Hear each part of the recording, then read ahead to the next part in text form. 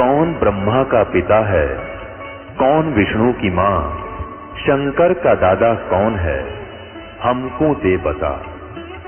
ये जानने के लिए कृपया सुनिए जगत गुरु तत्वदर्शी संत रामपाल जी महाराज के अमृत वचन सर्व पवित्र धर्मों के पवित्र शास्त्रों के आधार पर।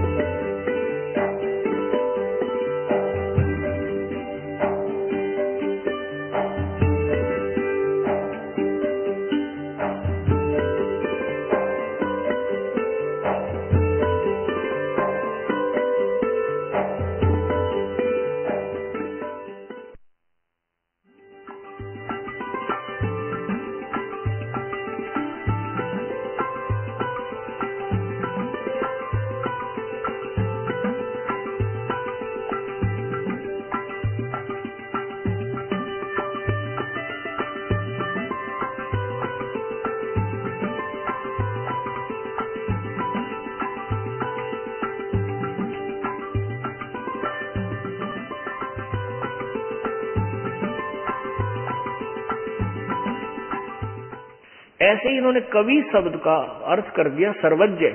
यहां लिखना चाहिए था ये वो परमात्मा है जो सारी सृष्टि का रचनहार है, ये कबीर देव है, वो कबीर प्रभु है। तो वो इसको अर्थ कवि मानते हैं, कवि का अर्थ ये कवि करते हैं या सर्वज्ञ करते। तो कवि कोई सर्वज्ञ नहीं हो सकता, ना हुआ है, ये परमात्मा का ही बोधक है। तो इन्होंने सर्वज्ञ लिख दिया, अर्थ ठीक कर दिया मान लीजिए। तो फिर उस भगवान को पहचानेंगे कैसे कि वो मनुष्य है, वो भगवान मनुष्य सदृश है। अब जैसे इस पुस्तक का अर्थ कर दिया यजु माने यज्ञ स्तुतियां, तो यजुर्वेद लिखा नहीं, तो ये कैसे पता लगेगा वो जो ज्ञान हम बताए जा रहे हैं वो यजुर्वेद में है? वहां लिखना पड़ेगा वो यजुर्वेद है, चाहे यजु भी लिखा है, ऐसे ही चाहे कवि भी लिखा है कहीं पर, तो वो बताना पड़ेगा, क्योंकि वो कवि रसी परचेता, वो कवि रसी परचेता, वो परमात्मा ही अपना संदेश वाहक बनकर आता है। जैसे इस यजुर्वेद के 29वें अध्याय के 25वें मंत्र में कबीर जी के विषय में लिखा है कि वो परमात्मा अपने यथार्थ ज्ञान को देने के लिए, अपने यथार्थ ज्ञान का प्रचार करने के लिए स्वयं ही संदेश वाहक बनकर आता है और वो सभी को उस ज्ञान से परिचित करवाता है। सह कबीर असी परचेता, ये देखिएगा, ये है यही यजुर्वेद, ये महर्षि दानंद जी द्वारा अनुवादित है, ये महर्षि दानंद जी द्वारा अनुवादित है, ये सही है। प्रकाशक हैं सार्वदेशी कार्य प्रतिनिधि सभा 2/5 महर्षि दानंद भवन, रामला मैदान, नई दिल्ली। ये यजुर्वेद भाषा भाष्य संपूर्ण 40 अध्याय आर्य भाषा भाष्य, ये महर्षि दानंद सरस्वती द्वारा कृत है, बिल्कुल सत्य है। मुद्रक है Prince offset printers 1510 Pataudi house Daryaganj. अब इसमें देखिएगा 29 यानी 1 कम 30 29 29 29 अध्याय 29वां अध्याय, इसमें 25वां मंत्र है।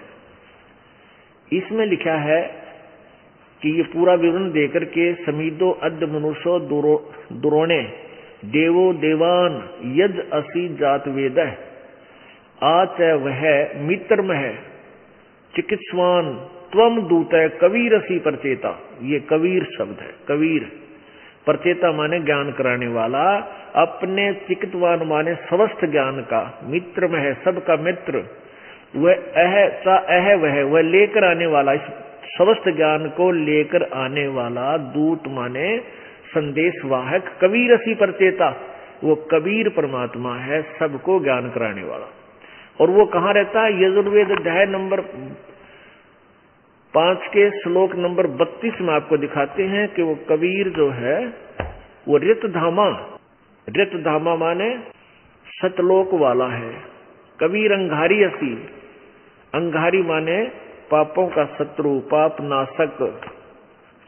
अपने आत्मा एक कंसेप्ट को क्लियर करने के लिए ढेर सारे प्रमाण आपको दिखाने पड़ेंगे, तब हमारा अज्ञान रूप अंधेरा हटेगा।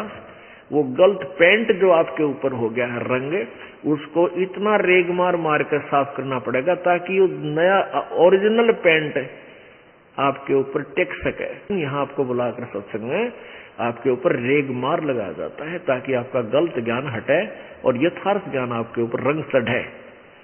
ये 5वां अध्याय है।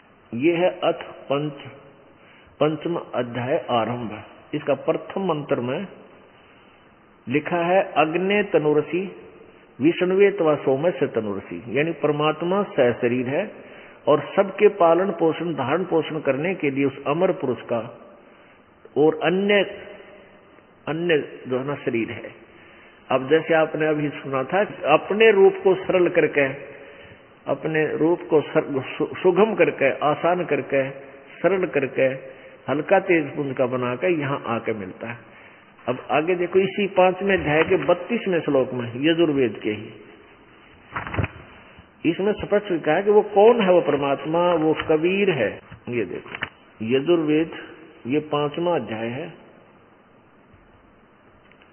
5वां अध्याय और यजुर्वेद भाषा भाष्य ये है 32वां श्लोक। इसमें देखो यहां लिखा है उसी गसी और कबीर अंगारी असी। कबीर, अब ये अंगारी का अर्थ क्या लिखते हैं? छोटे चलन वालों का शत्रु। अरि माने शत्रु, अंग माने पाप होता है, पाप। अंगारी माने पाप का शत्रु, पाप नाशक, पाप कर्मों को काटने वाला, नष्ट करने वाला, अंगारी। इन्होंने इस कबीर शब्द को फिर यहाँ कबीर लिख दिया, कवि करके कांत प्रजय कर दिया, क्रांत प्रजय। यहां हम लिख दें वो कबीर देव है। इसका अर्थ हम ना करें कवि का, हम कर लिख दें वो कबीर देव है, कबीर देव। चाहे वो कवि मान ले, जो संस्कृत के ज्ञाता है, तो वो कबीर देव है। हम उसको कबीर देव, कबीर साहब, देव माने भगवान, कबीर माने कबीर। हम उसको अब भ्रंश करके कबीर कहने लागे कवि को। इतनी सी बात है। अब यहां लिखा कि वो कबीर असी, ये अंगारी, यहां लिखा है कबीर अंगारी असी, कबीर। इन्होंने कबीर यहां लिख दिया, अंगारी यहां लिख दिया। हाँ, यहां लिख दिया कबीर अंगारी असी। वो कबीर जो है पाप नाशक है, पाप का शत्रु है। अरि माने शत्रु और बमभारी माने बंधन के शत्रु, बंधन का नाश करने वाला, बंदी छोड़। वेद कहते हैं वो कबीर अंगारी असी, बमभारी असी। बमभारी माने बंधनों का, और अरि माने शत्रु, बंधनों का शत्रु, बंधन काटने वाला। इन्हीं के शब्दों में वो कौन है? ये है रत धामा, सत्य धाम युक्त। सत्य माने सत्य, धाम माने लोक। वो सतलोक में है, सतलोक वाला है, सतलोक में रहता है। रत धामा, ये रत धामा संस्कृत है और अनुवाद महर्षि दानंद कर रहे हैं सतधामा, सतधाम युक्त है, यानी वो सतलोक में रहता है। वेद ये कह रहे हैं। और इनकी अपनी थ्योरी महर्षि जी की थी है कि वो परमात्मा एक देशीय नहीं है, कितना नहीं रहता, वो तो निराकार है, वो कभी सामने आता ही नहीं।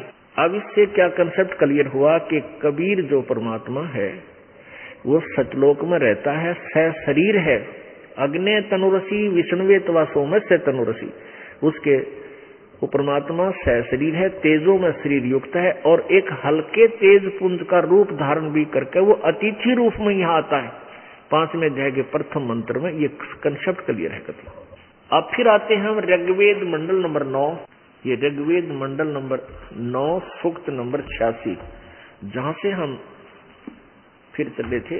अब देखिएगा, यह है ऋग्वेद मंडल नंबर 9 सूक्त 86 मंत्र 26। हमने ये पढ़ा, फिर पढ़े। यज्ञ करने वाले यजमानों के लिए परमात्मा, यज्ञ माने धार्मिक अनुष्ठान, शास्त्र अनुकूल, शास्त्र विधि अनुसार जो धार्मिक क्रियाएं करते हैं, साधना भक्ति करते हैं, उसका अर्थ यज्ञ होता है। और यजमानों माने भक्तों के लिए परमात्मा सब रास्तों को सुगम करता हुआ उनके भक्ति मार्ग को खोल देता है, उनके विघ्नों यानी संकटों को मर्दन करता हुआ नष्ट करता है। उनको पवित्र करता हुआ और अपने रूप को सरल करता हुआ, यानी अपना हल्का तेज पुंज का उस रूप में यहाँ आ जाए तो हमने कुछ भी नहीं देख सकते भगवान को, क्योंकि इतना तेज है। अब हल्का रूप धारण करके मनुष्य जैसा बनकर, वो मनुष्य जैसा ही सिंपल सा रूप बना करके हल्के तेज पुंज का धारण करता हुआ, सरल करता हुआ कांति में परमात्मा कबीर, वो कबीर देव, हम इसका लिख दें कबीर देव, बस यहां लिख दें कबीर देव, विद्युत के समान क्रीड़ा करता हुआ, यानी बिजली जैसी गति से चलकर वर्णीय पुरुषों को, श्रेष्ठ भक्तों को प्राप्त होता है। यहां देखो प्रेम, ये 27 में लिखा है, ऋग्वेद मंडल नंबर 9 सूक्त नंबर 86 यानी 86 के मंत्र नंबर फिर 27 में लिखा। 26 आपने पढ़ लिया। प्रेम की ये सैकड़ों धाराएं जो नाना रूपों में स्थिति को लाभ कर रही हैं, परमात्मा को प्राप्त होती हैं। प्रकाश पुंज परमात्मा को, प्रकाश पुंज तेजोमय भगवान, प्रकाश पुंज तेज पुंज का रूपधारी भगवान को बुद्धिवर्तियां विषय करती हैं, जो परमात्मा धूलोक के तीसरे पृष्ठ पर विराजमान है, यानी एक स्थान पर है, एक देशीय है और प्रकाश रूप है जो बुद्धियों प्रकाशित करती हैं। अब इससे कंसेप्ट क्लियर हो गया दो, कि वो परमात्मा ऊपर धूलोक होता है जो तेजो में स्थान है, वहां पर परमात्मा रहता है, वो दिव्य लोक में सतलोक में रहता है।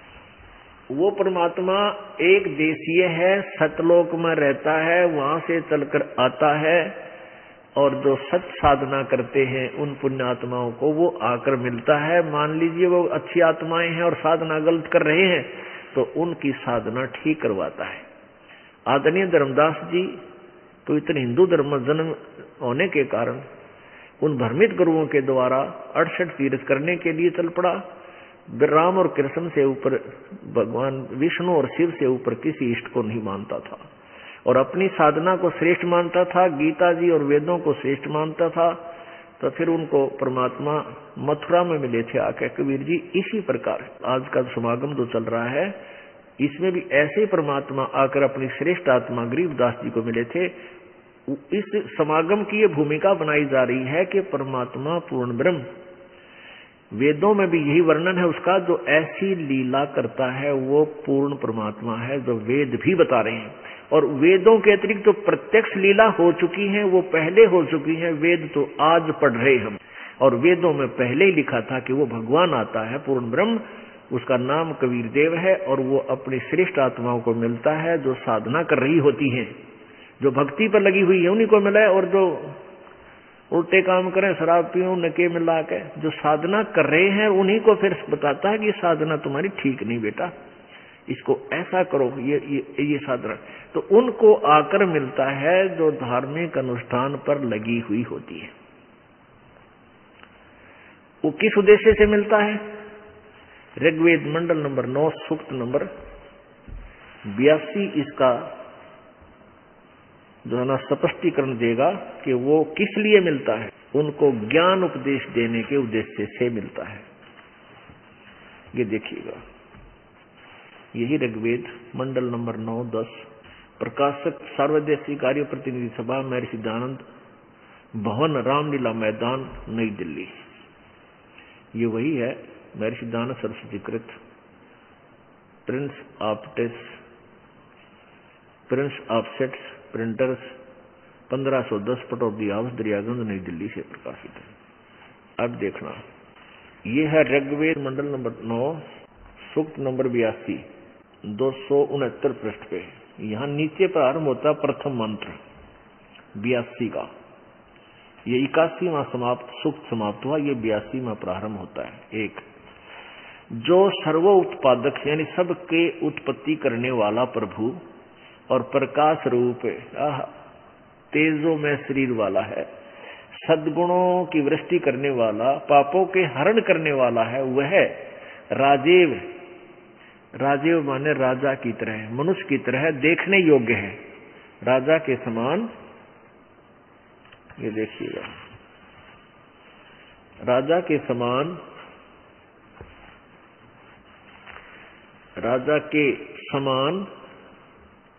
दर्शनीय है, देखने योग्य है, यानी वो साकार है, दिखाई देता है, दर्शनीय है।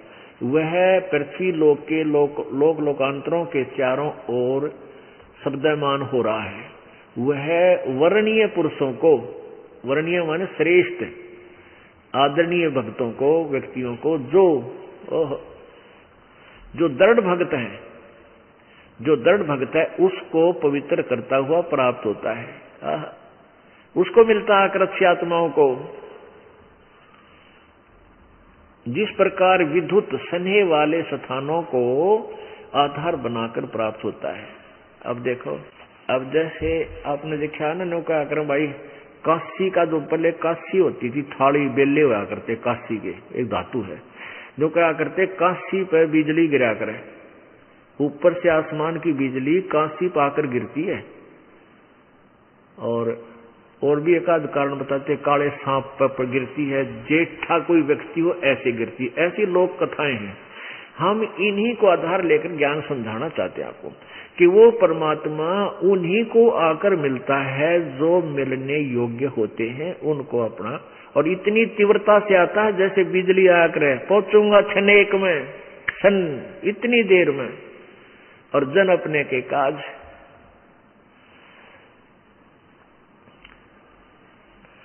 अब यह कंसेप्ट क्लियर हो रहा है कि वो परमात्मा जो वेद बताते हैं वही लीला उस परमेश्वर कबीर जी ने पहले की हुई है, जो आज हम वेदों में प्रत्यक्ष देख रहे हैं। तो कौन हुआ भगवान? वही जो काशी में आया था दुल्हा, वो पूर्ण परमात्मा है। अब ऋग्वेद मंडल नंबर 9 वही है, सूक्त नंबर 82 और मंत्र नंबर इसका 2, एक हमने पढ़ लिया। वो परमात्मा किस लिए आता उनके पास?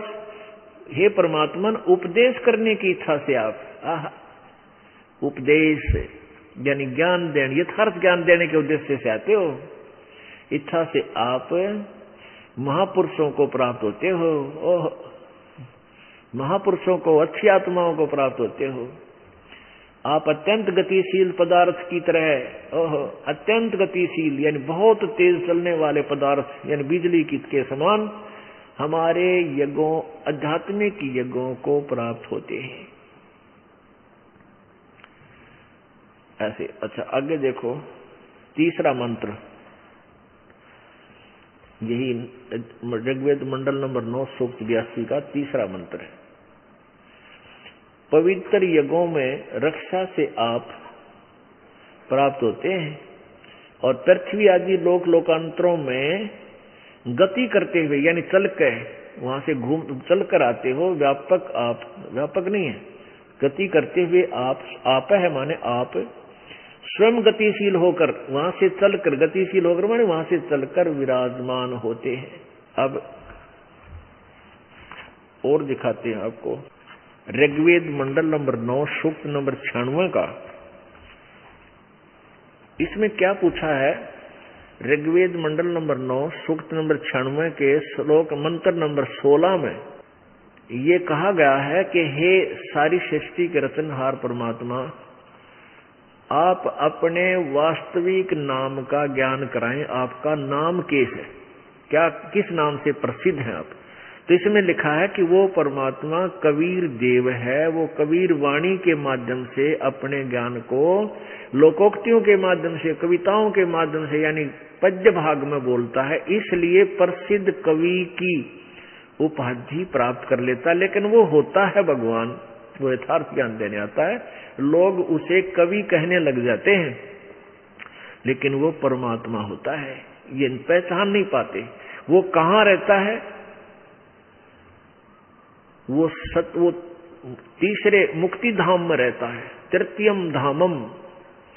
अब हम आपको, क्योंकि प्रसंग चल रहा है कि वो परमात्मा वहां से चलकर यहाँ आता है, कहीं और रहता है, और वो यहाँ से आकर वहां से एक देशीय है, जो अभी तक ये अज्ञानी ऋषि महर्षि कहते थे वेदों में कहीं नहीं लिखा परमात्मा साकार है और किसी स्थान पर, एक स्थान पर विराजमान है। और जबकि वेद सैकड़ों प्रमाण दे रहे हैं कि परमात्मा ऊपर सतलोक में एक स्थान पर विराजमान है, और वहां से गति करके यहाँ आता, चल कर आता है। नहीं, यदि परमात्मा सर्वव्यापक है तो गतिशील का शब्द ही नहीं लिखना चाहिए था वेद में। गतिशील का जब सर्वव्यापक है वो तो स्थायी है, स्थिर है, सब जगह उपलब्ध है, बात तो खत्म होगी। फिर उसे प्राप्ति की आवश्यकता है क्या है? वो जब सब जगह व्यापक है, सबके पास है, उसको प्राप्त क्या करेंगे? वो तो पहले हमारे से मिला हुआ है। वो परमात्मा एक देशीय है और उस परमात्मा से लाभ प्राप्ति के लिए हमें प्रयत्न करना है, उसके लोक में जाना है जहां हम कभी दुखी नहीं होंगे और कभी मृत्यु को प्राप्त नहीं होते। ये देखिएगा ऋग्वेद मंडल नंबर 9 सूक्त नंबर 96 मंत्र नंबर 16। इसमें लिखा कि हे परमात्मन सर्वोपरि रहस्य श्रेष्ठ नाम, ये संस्कृत है ब्रैकेट में, ये चारों नाम गुह्यम, गुह्यम माने गुप्त, सर्वोपरि सबसे श्रेष्ठ जो आपका, सर्वोपरि रहस्य श्रेष्ठ, चारों माने श्रेष्ठ और नाम माने जो आपका नाम है। यहां लिखना चाहिए था नाम है, ना तुम्हारी संज्ञा लिख दिया।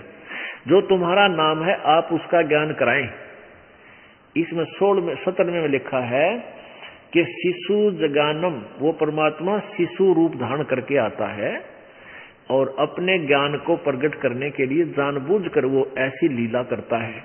और कबीर, वो कौन है? कबीर गिरभी कावेना, कबीर संत सोमे पवित्र अत्यति रेभन। रेभन का अर्थ होता है ऊंचे स्वर में बोलना।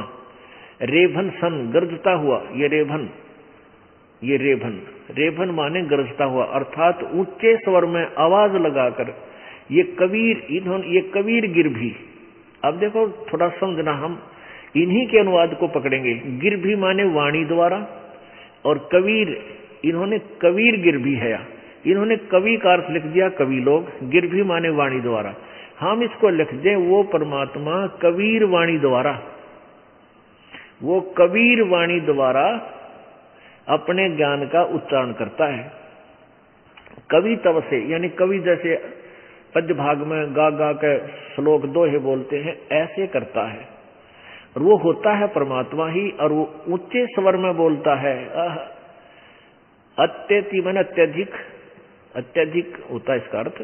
और रेभन सन यानी गरजता हुआ, बहुत तेज आवाज में बोल रहा है, जो कर गर्जिया करने दहाड़ा करा खड़े होकर परमात्मा, क्योंकि सच्चाई बोलने में जोर तो बोलना पड़ा, दहाड़ कर। तो ये विषय फिर वो कहाँ रहता है? वो कबीर देव, वो कबीर होता है वो परमात्मा। और वो कवि नाम पदवी, वो उस कविताओं के माध्यम से ज्ञान देने के कारण वो प्रसिद्ध कवि कहलाता है, लेकिन वो होता है भगवान। वो अनजान लोग उनको कवि कहने लग जाते हैं। जैसे परमात्मा की महिमा जब हम शिक्षा ग्रहण करते थे ये दास, तो कवियों के कवि नाम से कबीर जी को जाना जाता था, ओनली कवि। तो यहाँ वेद कह रहे हैं उसको कवि कहने लग जाते हैं, उनकी अच्छी अमृतवाणी को से प्रभावित होकर, लेकिन वो परमात्मा होता है, वो है भगवान, वो सोम अमर पुरुष है। अब 18वां ऋग्वेद मंडल नंबर 96 का 9 का, मंडल नंबर 9 का देखिएगा। ऋग्वेद मंडल नंबर 9 सूक्त नंबर 96। इसका मंत्र 16-17 आपने आंशिक देखा है, ज्यादा इतना समय नहीं, फिर दिखाएंगे। 18वां देखिएगा। 18वें में कहा है कि सोम समरूप परमात्मा, यानी वो अमर पुरुष, वो अविनाशी परमात्मा, सोम माने अविनाशी परमात्मा, पालन की इच्छा करता हुआ, यानी वो अमर अविनाशी परमात्मा पालन की इच्छा करता हुआ जो महान परमात्मा है, वह महान, वह परमात्मा तृतीयम धामम। क्योंकि हम शिक्षित हैं, हम संस्कृत भी पढ़ सकते हैं, अर्थ इन्होंने करी रखा है। और फिर डिक्शनरी हमारे पास है, यानी शब्दकोश, और डिक्शनरी में हम देख सकते हैं। तृतीयम धामम, तृतीयम माने तीसरे, धाम माने लोक में, तीसरे लोक में। पुणात्मा एक धाम, एक लोक है ब्रह्म का, जिसके 21 ब्रह्मांड हैं, और दूसरा धाम 7 शंख ब्रह्मांड है, ये धाम है, दूसरा धाम है इस परब्रह्म का, अक्षर पुरुष का। और जो तीसरा धाम सतलोक और ऊपर के जो मंडल हैं सारे तीनों चारों, तो वो है तीसरा मंडल, तीसरा धाम। तो वो परमात्मा उस सतलोक में तीसरे मुक्ति धाम, पूर्ण मोक्ष धाम में रहते हैं, जहां जाने के बाद प्राणी को फिर लौटकर संसार में कभी नहीं आना पड़ता, वो पूर्ण मोक्ष प्राप्त होता है। उस लोक में कबीर भगवान रहता है। ये देखो ऋग्वेद मंडल नंबर 9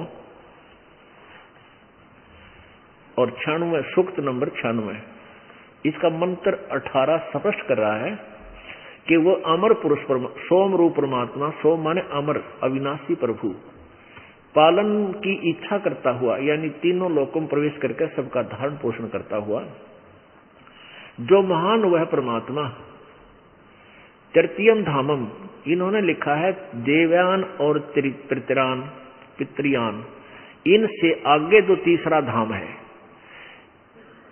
लेकिन यहां हम अपने हिसाब से सोचेंगे, पर अब इन्हीं के द्वारा पढ़ लेते हैं।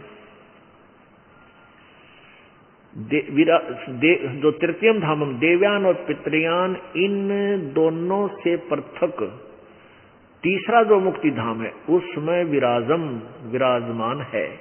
क्योंकि इन्होंने तो अड़ंगा करने का ठेका ले रखा था, ज्ञान करने, इन्होंने ज्ञान योगी लिख दिया।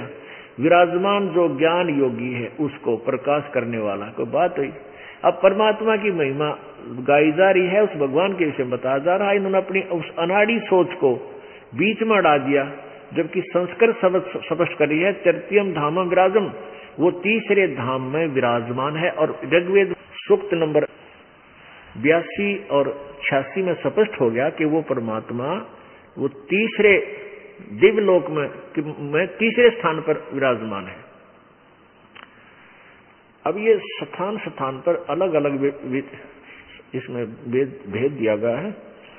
तो अब हम इससे स्पष्ट हो गया कि वो परमात्मा सतलोक से चलकर आता है, अपने रत धाम से वहां रहता है, वहां से चलकर आता है अलका तेज पुंज का रूप बनाकर। यही गरीबदास साहिब जी कहते हैं कि तेज पुंज तन दे धरकर इस विध हमको भेंट ही।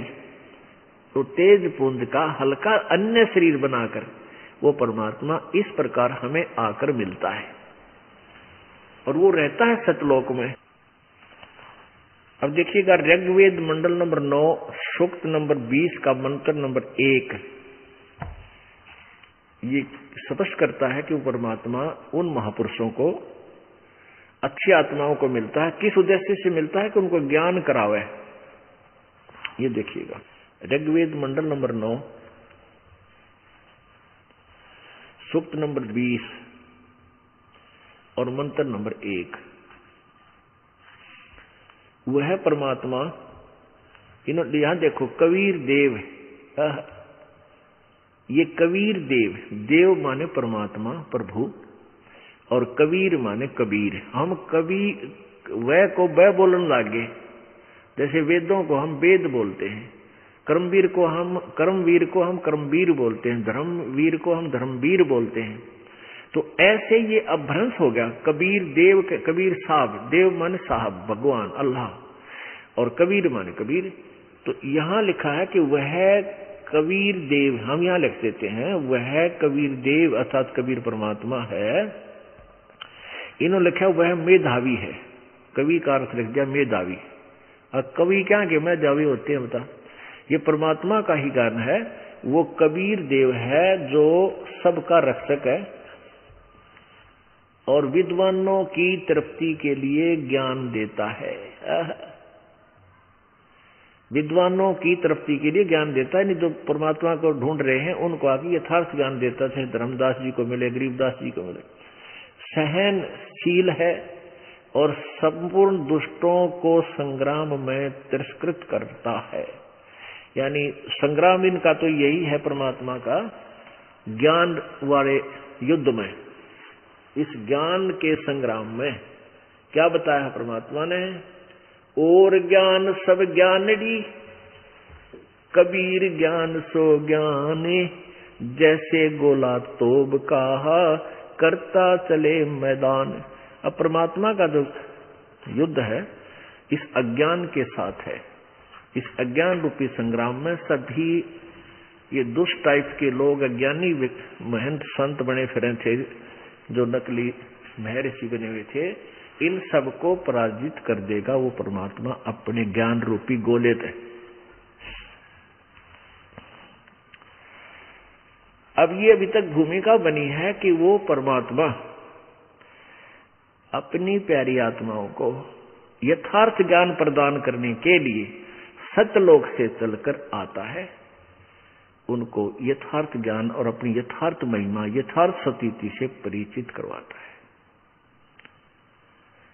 उसके पश्चात वो प्यारी आत्मा, उसके संत उस परमात्मा के दिए हुए ज्ञान को भी ढोल के डंके पर बजाते हैं, सुनाते और कहते हैं। उसके लिए परमेश्वर कहते हैं, चारों युग में संत पुकारे, कूक कहा हम हेल रे, हीरे माणक मोती बरसे हैं, ये जग चुगता ढेल रे। पवित्र कबीर सागर, पवित्र कबीर सागर, कबीर वाणी और कबीर चरित्र बोध, इनमें स्पष्ट किया है। कबीर वाणी कबीर सागर में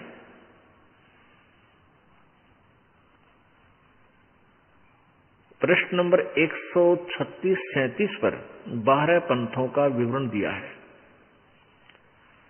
उसमें क्या बताया है कि संवत 1775 सोई, 75 होई, संवत 17 से 75 होई, तादिन प्रेम प्रगटे जग सोई। ये 12वां पंथ गरीबदास जी वाले के तरफ संकेत है। यहाँ पर गलती से 75 लिखा है, ये संवत 74 है। संवत 1774 हुई और तादिन प्रेम प्रगटे जग सोई, साखी हमारी ले जीव समझावे, असंग ठोड़ जन्म नहीं पावे, और 12वें पंथ प्रगट हो बाणी। ये गरीबदास जी का पंथ के विषय में 12वें पंथ के विषय बता रखा है कि 12वें पंथ में गरीबदास जी वाले पंथ के द्वारा, गरीबदास जी द्वारा मेरी महिमा की वाणी प्रकट होएगी, यानी उसको मैं ज्ञान दूंगा अपनी प्यारी आत्मा को, फिर वो मेरी महिमा की वाणी को ढोल के डंके पर कहेगा। और वो गरीबदास जी की वाणी फिर लिपिबद्ध की गई है, जो आज दास आपको पढ़ पढ़कर सुनाता है, जो कबीर जी की वाणी से और वेदों से मेल खाती है। तो उसमें ये लिखा कि 12वें पंथ में जो प्रवर्तक होगा 12वें पंथ का, उसके द्वारा मेरी महिमा की यथार्थ वाणी प्रकट की जाएगी मेरी ही कृपा से। लेकिन उस 12 पंथों, उस 12वें पंथ गरीबदास पंथ वाले भी यथार्थता को ना समझकर, उस ज्ञान को ना समझकर असंग ठोड़, असंग जन्म भी सतलोक नहीं जा पाओगे। फिर उस 12वें पंथ में हम ही आएंगे आगे, गरीबदास वाले पंथ में। कबीर जी ने 600 वर्ष पहले बोला था। अब देखिएगा, अब आपको एक कबीर सागर दिखाना आवश्यक होगा। परमात्मा की प्यारी आत्माओं, आपको प्रभु की चाह है, क्योंकि हम जब से भगवान से बिछड़े हैं वो अक्षति हमारी अभी तक पूरी नहीं हो सकी और ना हो सकती जब तक भगवान में ना मिलेगा। और उसकी प्राप्ति के लिए हम प्रयत्न करें तो उसके लिए हमने सबसे पहले दृढ़ होना पड़ेगा कि जिस क्रिया को हम करने जा रहे हैं ये सत्य है या असत्य। जब आपको दृढ़ हो जाओगे फिर निश्चिंत होकर करोगे तो आपको कोई डगमग नहीं कर सकता, वो सफल होगी। नहीं तो ये सिरफिरे संत फिरे हैं, कोई भी आपको भ्रमित कर देगा, वो झूठ बोलता है, कहीं नहीं लिखा था।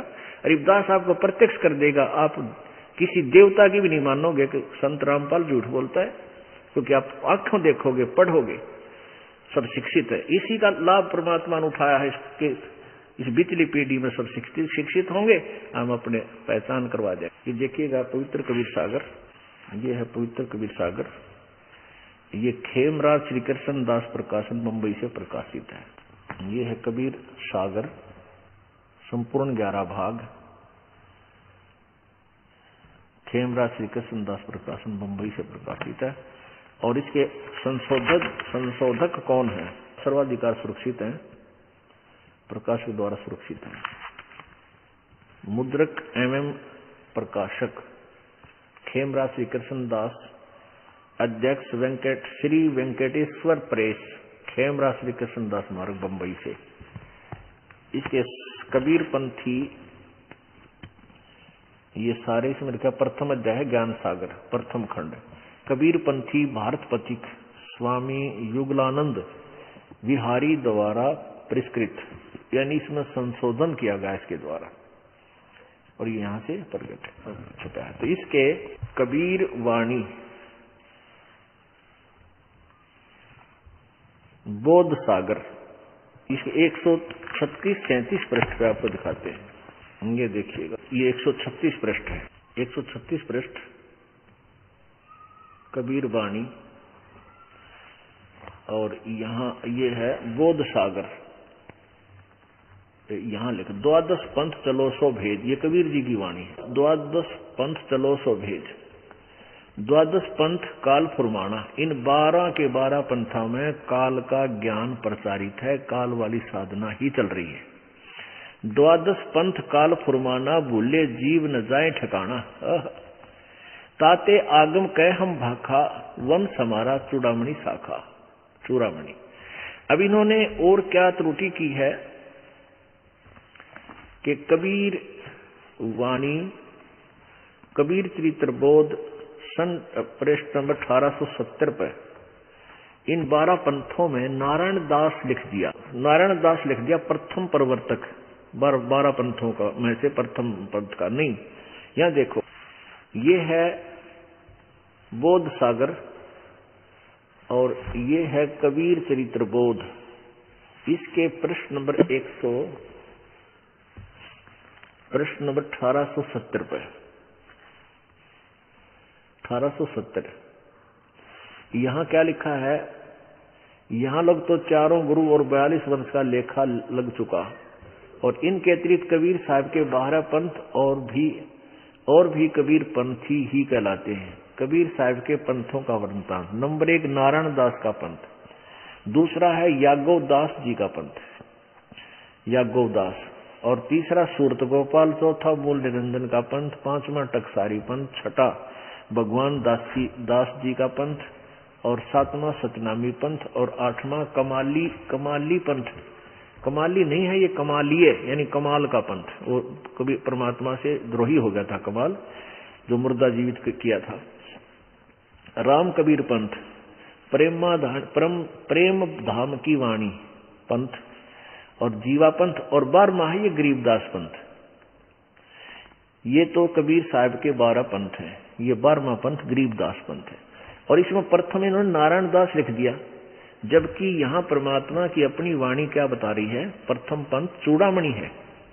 और इन सब यहां इसको एक मानकर ही 12वां पंथ गरीबदास जी का होगा। संवत 1775 हुई, तात दिन प्रेम प्रगटस हुई, नहीं तो ये 11वां यहां समाप्त हो जाता है। परम धाम की वाणी, यहां देखो, प्रथम वंश है चूड़ामणि, परमात्मा कह रहे हमारा प्रथम वंश चूड़ामणि होगा।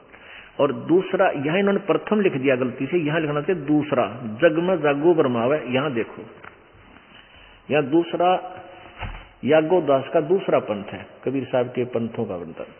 यानी ये दूसरा, इसमें दूसरा है यागो दास का, यागो दास, यानी यहां देखो इन्होंने गलती कर दी, प्रथम जग में जागू बरमावे, यागू कहे चाहे जागू कहो, ये प्रथम लिख दिया, नहीं यह दूसरा होना चाहिए। ये दास ने इसमें लगाए निशान, दूसरा तीसरा। और ये तीसरा है सूरत गोपाल, चौथा मूल निरंजन।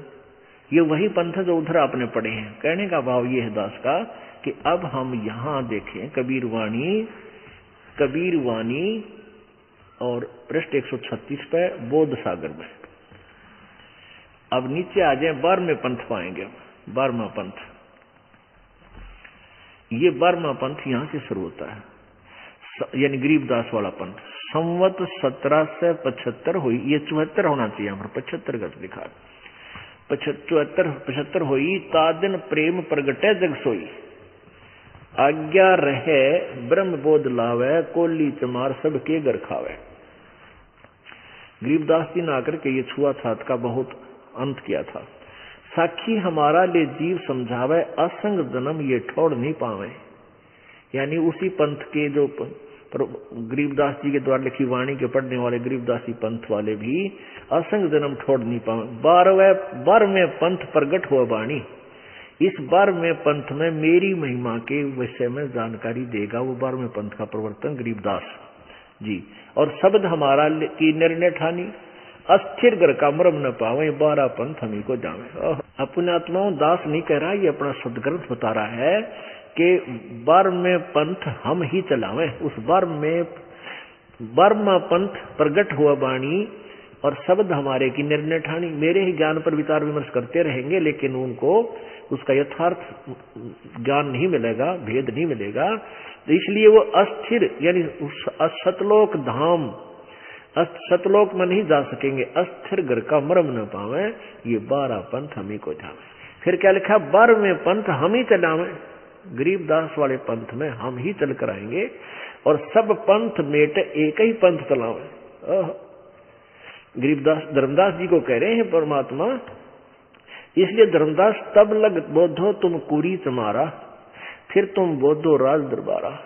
प्रथम चरण कलयुग निर्याना, तब मगर मांडो मैदाना। कि प्रथम जो पीढ़ी होगी, प्रथम चरण होगा, प्रथम जो मेरा आना होगा, वो समझो जब मगर से मैं वापस चला जाऊंगा सहशरीर, वो प्रथम पीढ़ी होगी।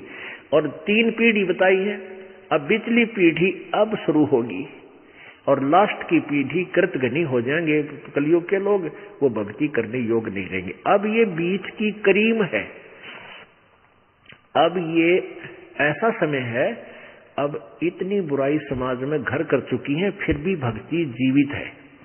और आज से 1000 2000 अगर यही सत्र चलता रहा, 200 वर्ष के बाद कोई राम नाम लेनिया नहीं रहेगा पृथ्वी पे।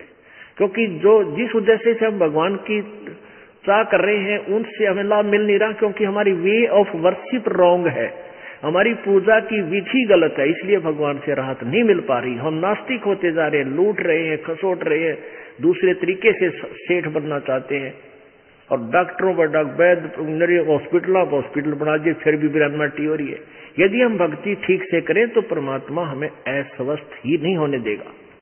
दास गरीब तबीब सतगुरु बंदी छोड़ कबीर हैं, तबीब माने सब वैदों के वैद, वो कबीर परमात्मा सब वैदों के वैद है और वो हमारे सब दुखों, शारीरिक दुखों को भी नष्ट करेंगे और जन्म मरण के रोग को भी वही नाश करेंगे।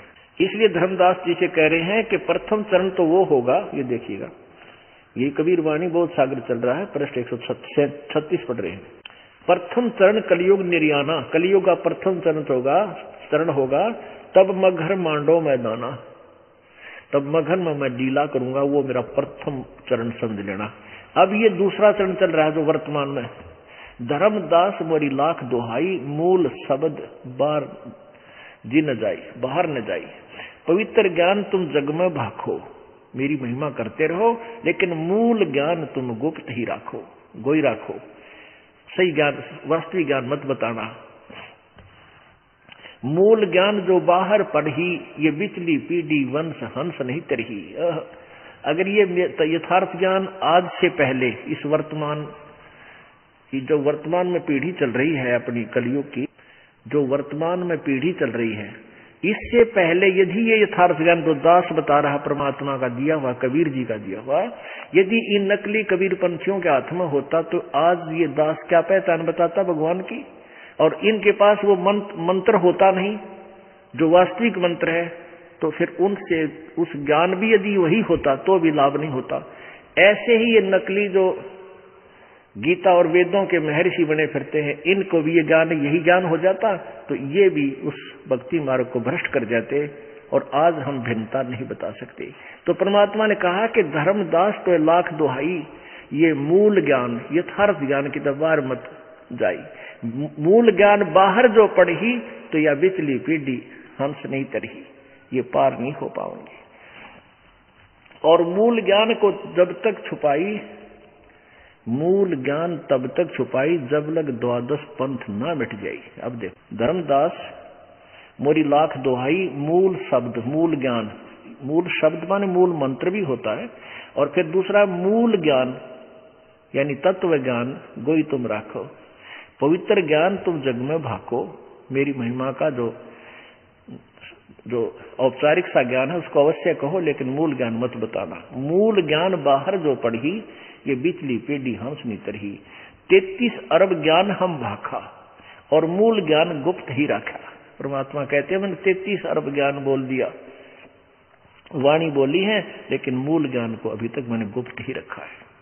मूल ज्ञान तुम तब लग छुपाई जब लग द्वादश पंथ मिटाई। अब इससे क्या सिद्ध हो गया कि संवत 1774, 175 लिखा है, ये मिसप्रिंट है, लिखने वाले छापने वालों से गलती हुई है। संवत 1774 में यानी सन 1717 में गरीबदास साहिब, संत गरीबदास साहिब का जन्म हुआ। गांव छुड़ानी, जिला झज्जर और हरियाणा प्रांत में। और उनको 10 वर्ष की आयु में परमात्मा आकर मिले। ये शेष ज्ञान आपको शाम वाले सत्संग में शुरू करेंगे।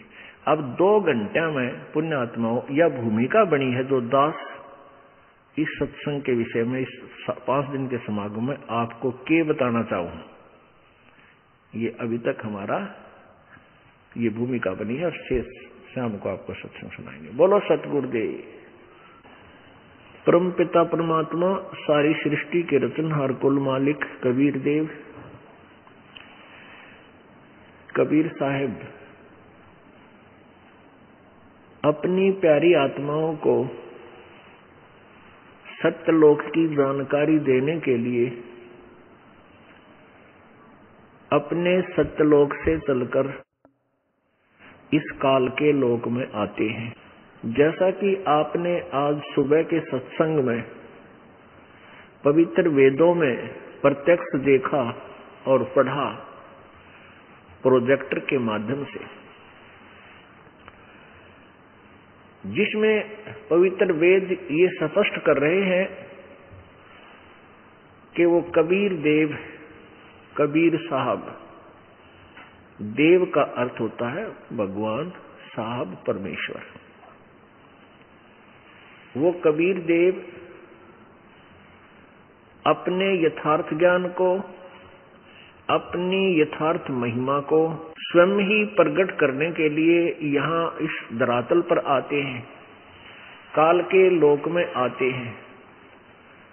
और वो परमात्मा अपनी प्यारी आत्माओं को, अच्छी आत्माओं को, प्रभु चाहने वाली पुण्य आत्माओं को, विशेष पुण्य कर्मी आत्माओं को आकर मिलते हैं, उन्हें फिर अपना यथार्थ ज्ञान कराते हैं। ये तो वेदों ने प्रत्यक्ष प्रमाण दे रखा है कि वो परमात्मा ऐसे लीला करते हैं। और स्वयं परमेश्वर जी कबीर रूप में आकर के आज से लगभग 600 वर्ष पहले बनारस अर्थात काशी शहर में, भारतवर्ष में एक जुलाहे की भूमिका करके अपने यथार्थ ज्ञान को प्रचार किया। और जो परमात्मा लीला करते हैं, जो सुख देता है, वो लाभ भी अपने अनुयायियों को दिया। आज से लगभग 600 वर्ष पहले परमेश्वर कबीर जी जब एक तत्वदर्शी संत की भूमिका कर रहे थे, उसमें 64 लाख शिष्य हुए थे कबीर भगवान के। परमेश्वर कबीर जी के 64 लाख शिष्य हुए थे। पुण्यात्माओं विचार करके देखो, आज से 600 वर्ष पहले पूरे भारतवर्ष की कितनी आबादी होगी, कितनी जनसंख्या होगी, जिसमें इराक, ईरान, गढ़ गजनी और ये बलोचिस्तान, अफगानिस्तान, ये सारे भारतवर्ष के अंतर्गत थे। ये सारा भारतवर्ष था। इस सारे के सारे क्षेत्र में केवल लगभग 5-4 करोड़ आदमी होंगे 600 वर्ष पहले। 600 वर्ष पहले एक गांव की जन आबादी जो आज 10-10 हजार, 20-20, 15-15 हजार हो चुकी है पॉपुलेशन, उसमें ज्यादा से ज्यादा 200 आदमी होंगे एक गांव में, हद।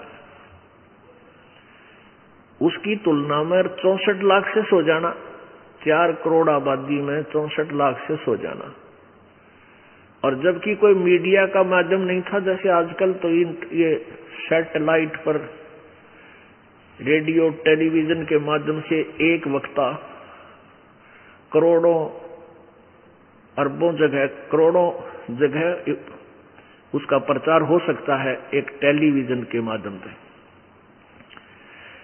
टीवी चैनल पे वो कर सकता है। और उस समय तो कोई ऐसी व्यवस्था नहीं थी, ना कोई कन्वेंस थी, ना कोई लाउड स्पीकर थे जो कि ला के ऊंचा बोल कर इकट्ठे कर ले। उसमें परमात्मा ऐसे ही लीला करते थे जो आज की या कलयुगी साइंस, मैटेरियल साइंस कर रही है, वो आध्यात्मिक साइंस से परमात्मा हजारों जगह प्रकट हो जाते थे अपने उसी रूप में, और वहां जा जाकर अपने यथार्थ ज्ञान को प्रचार क्या करते थे। और एक रूप में बनारस में भी रहते थे, जुलाहे का काम भी करते थे, और एक रूप में वो सतलोक में पूरे ब्रह्मांडों का कंट्रोल भी करते थे, करते हैं। ये है वो कबीर परमेश्वर। पुण्यात्माओं, ये दास जन्म से कबीरपंथी नहीं था, ये दास तो जन्म से कृष्णपंथी था, हनुमानपंथी था, श्री रामचंद्र का पंथी था, ये कबीरपंथी नहीं था। कोई न सोचा भाई ये कबीर पंथ में जन्म हुआ होगा या किसी जुलाहे जाति में जन्म हुआ हो, इसलिए ही कबीर जी की महिमा गा रहा है। नहीं, दास को परमात्मा ने पहले पारखू बनाया, जौहरी बनाया, और फिर इस लाल को दास ने परख कर देखा। उन्हीं फॉर्मूलों से ये परमेश्वर पाए, पूर्ण ब्रह्म, असंग ब्रह्मांड के स्वामी, जिसका समर्थन, जिसकी महिमा सारे सदग्रंथ कह रहे हैं। और जिन पुण्यात्माओं ने परमात्मा कबीर जी का साक्षात्कार हुआ पूर्ण ब्रह्म का, वो भी यही समर्थन दे रहे हैं। उन पुण्यात्माओं में से जिनको परमात्मा आकर मिलते हैं, उन पुण्यात्माओं में से कौन कौन ऐसी श्रेष्ठ आत्मा, वर्णीय आत्मा थी जिनको भगवान परमेश्वर पूर्ण ब्रह्म आकर मिले।